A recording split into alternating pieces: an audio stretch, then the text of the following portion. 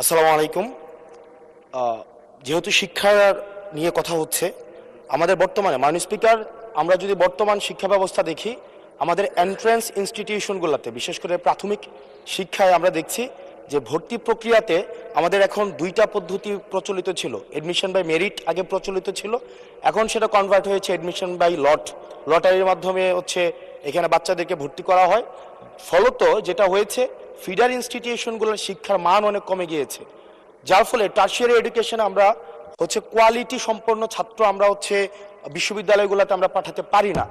এখন মাননীয় মন্ত্রী মহোদয়ের কাছে আমার প্রশ্ন থাকবে, এই যে প্রাইমারি স্কুলে বাচ্চাদেরকে ভর্তি করানোর ক্ষেত্রে আমরা কি ভর্তি প্রক্রিয়াটা আমরা পরিবর্তন করব কিনা, নাকি এই যে এডমিশন বাই লটারির মাধ্যমে আমরা নিব এবং মেরিটকে আমরা হচ্ছে সবসময় হচ্ছে দমায় রাখবো, নাম্বার ওয়ান। আর নাম্বার টু হচ্ছে, আমাদের বর্তমান শিক্ষা পদ্ধতিতে আমরা যদি দেখি, আমরা যারা পয়সা দিয়ে কিনতে পারে তারা হচ্ছে এখন ইংরেজি মাধ্যমটা কিনছে, যারা পয়সা দিয়ে ইংরেজি মাধ্যম কিনতে পারে না তারাই কেবল আপনি যেই শিক্ষা পদ্ধতি আমাদের জন্য জনজীবনের জন্য আপনি চালু করেছেন সেটা আমরা কিনছি, আর যারা সেটাও কিনতে পারে না তারা হচ্ছে মাদ্রাসা শিক্ষা পদ্ধতি কিনছে। আপনার কাছে প্রশ্ন যে আমাদের বর্তমানে একটা দেশে এই তিনটা শিক্ষা পদ্ধতি যেটা অর্থনৈতিক অবস্থার উপরে নির্ভর করে চলে, এই তিনটা শিক্ষা পদ্ধতি জিয়ে রেখে আপনার কি মনে হয় যে আপনি একটা ইনক্লুসিভ শিক্ষা পদ্ধতি নিয়ে আমাদের দেশটাকে আগায় নিতে পারবেন? ধন্যবাদ। মূল প্রশ্ন ছিল জাহাঙ্গীর হোসেনের, মাননীয় সদস্য, সারা দেশে প্রাথমিক ও গণশিক্ষার উন্নয়নে কোনো প্রকল্প গ্রহণ করা হইয়াছে কিনা, হইলে তাহা কি? এখন তো ইন জেনারেল আমরা ডিসকাশনে চলে গিয়েছি, তবুও মাননীয় মন্ত্রী আপনি ইচ্ছা করলে উত্তর দিতে পারেন। ধন্যবাদ মাননীয় স্পিকার, ধন্যবাদ মাননীয় সংসদ সদস্যকে।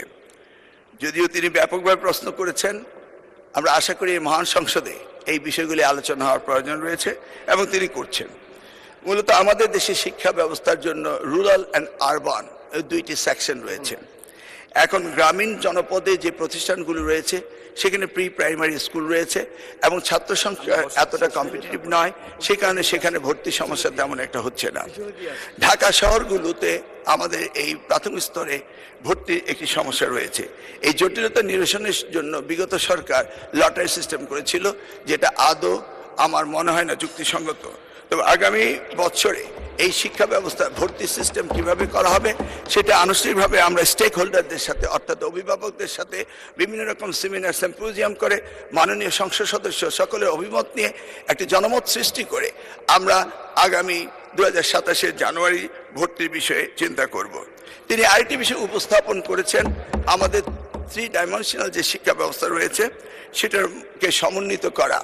ধর্ম অনুভূতিতে ইবতেদায়ী রয়েছে, মাদ্রাসার মধ্যে রয়েছে, কওমিতে রয়েছে, ইংলিশ মিডিয়াম রয়েছে, বাংলা মিডিয়াম রয়েছে, সবগুলিকে সমন্বিত করা একটি জটিল ব্যাপার রয়েছে। তবু আমরা ইতিমধ্যে কমিটি করেছি ইংলিশ মিডিয়াম স্কুলগুলোকে সরকারের আওতায় এনে তাদেরকে কিভাবে আমাদের যুগোপযোগী শিক্ষা ব্যবস্থা বাংলাদেশের দেশের নিয়ম কানুন মেনে করা যায় সেই বিষয়ে আমরা কাজ করছি। ইতিমধ্যে আমরা কমিটি গঠন করে তাদের সাথে যোগাযোগ করছি। দ্বিতীয়টি হলো ইবতেদায়ী শিক্ষা ব্যবস্থা, সেটাকেও আমরা ইতিমধ্যেই আমরা সেই বিষয়ে ব্যাপক কাজ শুরু করেছি। আর কওমি শিক্ষা ব্যবস্থাকে কিভাবে অন্তর্ভুক্ত করা যায়, কারণ একটি দেশে বিভিন্ন শিক্ষা ব্যবস্থা না থেকে কিভাবে শিক্ষা ব্যবস্থা সমন্বিত করা যায় সেই ব্যাপারে সরকারের পক্ষ থেকে প্রচেষ্টা এবং উদ্যোগ আমরা নিচ্ছি। ইনশাআল্লাহ আগামী দিনগুলোতে পর্যায়ক্রমে আপনারা দেখতে পাবেন। আপনাকে